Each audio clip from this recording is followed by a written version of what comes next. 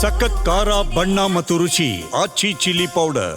CM ಬದಲಾವಣೆಯ ಗುದ್ದಾಟದಲ್ಲಿ ಈಗ ಸಾಕಷ್ಟು ಜಟಾಪಟಿಗಳು ನಡೀತಾ ಇರೋದು ಗೊತ್ತೇ ಇದೆ. ಇನ್ನು ಈ ವಿಚಾರಕ್ಕೆ ಸಂಬಂಧಪಟ್ಟಂತೆ ಯತ್ನಾಳ್ ಹೇಳಿಕೆ ಕೊಟ್ಟಿದ್ದಾರೆ. ಏನ್ ಹೇಳಿದ್ದಾರೆ ಅಂತ ನೋಡ್ತಾ ಹೋಗೋದಾದ್ರೆ, ಶಾಸಕರಿಗೆ 50 ಕೋಟಿ, ಮಂತ್ರಿಗೆ 200 ಕೋಟಿ ಹಣ ಅಂತ ಹೇಳಿದ್ದಾರೆ. ಅಂದ್ರೆ ಸಿಎಂ ಬದಲಾವಣೆಯ ಗುದ್ದಾಟದಲ್ಲಿ ಕುದುರೆ ವ್ಯಾಪಾರ ಅನ್ನೋದಾಗಿ ಪ್ರಸ್ತಾಪವನ್ನ ಮಾಡಿದ್ದಾರೆ. ರಾಜ್ಯದಲ್ಲಿ ಕಾಂಗ್ರೆಸ್ ಸರ್ಕಾರ ಅಸ್ತಿತ್ವದಲ್ಲಿ ಇಲ್ಲ, ಕೇವಲ ದೆಹಲಿಗೆ ಹೋಗೋದು ಬರೋದನ್ನ ನಡೆಸಿದ್ದಾರೆ.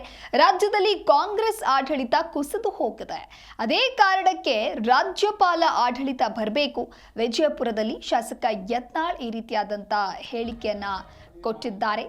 ಛಲವಾದಿ ನಾರಾಯಣಸ್ವಾಮಿ ಒಳ್ಳೆಯ ಕೆಲಸ ಮಾಡ್ತೀವಿ ಅಂತಿದ್ದಾರೆ, ಆದ್ರೆ ಯಡಿಯೂರಪ್ಪ ಅವರ ಮಗ ಬಿಡ್ತಾ ಇಲ್ಲ. ಖರ್ಗೆ ವಿರುದ್ಧ ಮಾತನಾಡಬೇಡಿ ಅಂತಾರೆ, ಮತ್ತೆ ಯಾರ ವಿರುದ್ಧ ಮಾತನಾಡಬೇಕು ಅಂತ ಹೇಳಿ ಪ್ರಶ್ನೆಯನ್ನ ಮಾಡಿದ್ದಾರೆ. ಬರೋಬ್ಬರಿ ಖರ್ಗೆ ಬೆನ್ ಹತ್ತಿದ್ರು, ಈಗ ಅವರ ಬಾಯಿಯನ್ನ ಬಂದ್ ಮಾಡಿದ್ರು. ಸಮರ್ಥವಾಗಿ ವಿರೋಧ ಪಕ್ಷದ ಕೆಲಸವನ್ನ ಮಾಡ್ತಾ ಇದ್ರು ಅನ್ನೋ ಒಂದು ಸಮಾಧಾನ ಇತ್ತು. ಯಾಕೆ ಅಂತ ಹೇಳಿದ್ರೆ ಯಡಿಯೂರಪ್ಪ ಹಗರಣಗಳೇ ಅಷ್ಟಿವೆ, ಇನ್ನು ಪೋಕ್ಸೋದಲ್ಲಿ ಉಳಿಬೇಕು, ಡ್ಯೂಪ್ಲಿಕೇಟ್ ಕೇಸ್ನಲ್ಲಿ ಉಳಿಬೇಕು, ಕಬ್ಬಿನ ವಿಚಾರದಲ್ಲಿ ವಿಜಯೇಂದ್ರ ಹೋರಾಟ, ವಿಜಯೇಂದ್ರ ವಿರುದ್ಧ ಯತ್ನಾಳ್ ಈ ರೀತಿಯಾಗಿ ವಾಗ್ದಾಳಿಯನ್ನ ನಡೆಸಿದ್ದಾರೆ. ಅವ್ರದ್ದು ಬಾಯಿ ಬಂದ್ ಮಾಡ್ಯಾರ. ಈ ಯಡಿಯೂರಪ್ಪನ ಹಗರಣಗಳು ಅಟ್ಟದಾವಲ್ರಿ. ಪೋಕ್ಸೋ ನಾರಾಯಣಸ್ವಾಮಿ ಅವ್ರು ಹೇಳ್ಯಾರ 50 ಕೋಟಿ ರೂಪಾಯಿ, MLAಗೆ 200 ಕೋಟಿ ರೂಪಾಯಿ, ಮಂತ್ರಿಗೇನೋ ಹೇಳ್ಯಾರ. ರೇಟ್ ಅವ್ರಿಗೆ ಫಿಕ್ಸ್ ಗುರುತ ನಮ್ಗೆ, ಯಾಕಂದ್ರೆ ಅಧಿಕೃತ ವಿರೋಧ ಪಕ್ಷ ನಾಯಕರಿರೋದ್ರಿಂದ. ಆದ್ರೆ ಪಾಪ ಛಲವಾದಿ ನಾರಾಯಣಸ್ವಾಮಿ ಒಳ್ಳೆ ಕೆಲಸ ಮಾಡ್ಬೇಕತ್ತಾರೆ. ಆದರೆ ಈ ಯಡಿಯೂರಪ್ಪ ಅವನ ಮಗ ಬಿಡ್ತಾ ಇಲ್ಲರಿ ಪಾಪ ಅವ್ರಿಗೆ. ಆ ಖರ್ಗೆ ವಿರುದ್ಧ ಮಾತಾಡಬೇಡತ್ತಾರೆ, ಮತ್ತು ಯಾರ ವಿರುದ್ಧ ಮಾತಾಡ್ಬೇಕು ಪಾಪ ಅವ್ರು ಬಾಯಿ ಬಂದ್ ಮಾಡಿದ್ರಲ್ಲ. ಗುಲ್ಬರ್ಗ ಬರೋಬ್ಬರಿ ಖರ್ಗೆಗೆ ಬೆನ್ನು ಹತ್ತಿದ್ರು ಅವರು, ಛಲವಾದಿ ನಾರಾಯಣಸ್ವಾಮಿ ಅವರು. ಪಾಪ ಅವ್ರು ಬಾಯಿ ಬಂದ್ ಮಾಡಿದ್ರು. ಒಳ್ಳೆಯ ಸಮರ್ಥವಾಗಿ ಅವ್ರು ವಿರೋಧ ಪಕ್ಷದ ಕೆಲಸ ಒಬ್ಬರೇ ಮಾಡ್ತಾರೆ, ಸಮಾಧಾನ ಇತ್ತು.